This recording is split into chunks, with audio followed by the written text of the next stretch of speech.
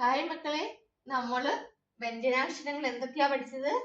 ട, ഠ, ഡ, ഠ പഠിച്ചല്ലേ? ഇനി അടുത്തതാണ് ന. ഇതാണ് ന. ഇതെന്താണ്? ന. ഉറക്കെ പറഞ്ഞേ, ന. ആദ്യമേ നമ്മൾ ഇതാ ഇങ്ങനെ കുരുപ്പെട്ടി ഇങ്ങനെ കൊണ്ടുവന്നു. ഇത് എപ്പോഴും നമ്മൾ എഴുതുന്നതല്ലേ? നമ്മൾ കുറേ ഓ എഴുതുമ്പോഴും ഒക്കെ നമ്മൾ ഇങ്ങനെ ചുറ്റിക്കെട്ടി കൊണ്ടുവന്ന് എഴുതിയിട്ടുണ്ടല്ലേ? അതേപോലെ തന്നെ അങ്ങനെ ചുറ്റിക്കെട്ടി കൊണ്ടുവന്ന് എഴുതി ഇതാ ഇവിടെ നിന്ന് ഇങ്ങനെ ഇങ്ങനെ കണ്ടോ? ന. നോക്കിക്കേ, ഈസി അല്ലേ? ന. അതായത് ഇങ്ങനെ ചുറ്റിക്കെട്ടി കൊണ്ടുവന്ന് കഴിഞ്ഞിട്ട് പിന്നെ അവിടുന്ന് ഒരു ന എഴുതി കഴിഞ്ഞാൽ നായായി. ഇതാണ് ന. ട, ഠ, ഡ, ഠ എന്ന് പഠിച്ചത് എന്താണ്? ന അല്ലേ? ന. അപ്പൊ എല്ലാരും എഴുതിക്കേ. ചുറ്റിക്കെട്ടി കൊണ്ടുവന്ന് താഴോട്ട് കൊണ്ടുവന്നു. അത് കഴിഞ്ഞ് അതിൽ കൂടെ തന്നെ മുകളിലോട്ട് കൊണ്ടുപോയിട്ട് പിന്നെയും താഴോട്ട് വന്നു. പിന്നെ അതേപോലെ തന്നെ മുകളിലോട്ട് കൊണ്ടുപോയിട്ട് താഴോട്ട് വന്നു. ഇതെന്താണ്? ന. ഈസി അല്ലേ മക്കളെ?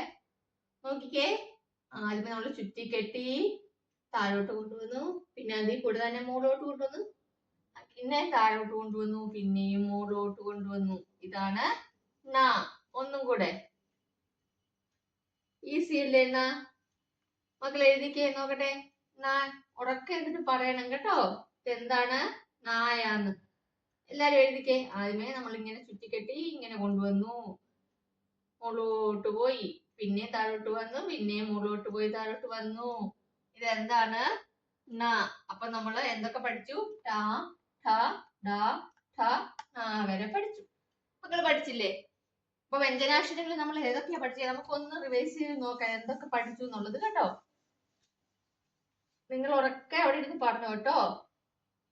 ക പഠിച്ചു. ക ഉറക്കെ പറഞ്ഞേ. ക, ഖ, ഗ, ഖ, ങ അല്ലേ? അടുത്തത് ച, ഛ, ജ, ജ, ഞ. ട, ഠ, ഡ, ഠ, ന. ഇത്രയും പഠിച്ചു. ഇനി അടുത്തതാണ് ത, ഥ, ദ, ത, നായ.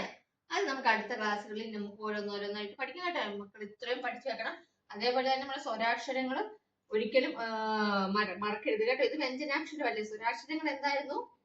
ഇത് എഴുതി പഠിക്കണം കേട്ടോ. ആ, ആ, ഈ, ഈ, ഉ, ഊ, ഇർ, എ, ഐ, ഓ, ഔ, ആ.